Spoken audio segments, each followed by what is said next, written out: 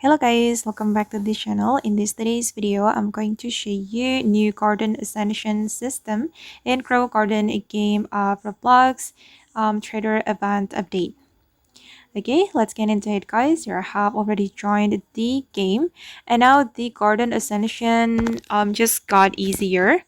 I'm going to show you. Now we don't need to submit our fruit to ascend our garden.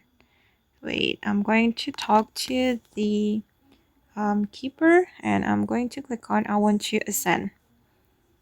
Okay, and wait. And yeah, as you can see guys, that we only need shackles to ascend our garden. We don't need to submit our fruits anymore. And it's easier, but not that much. You still need a lot of shackles to ascend your garden.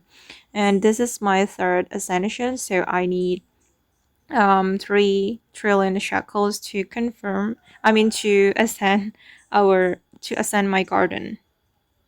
And yeah, it's easier, but yeah, not that easy.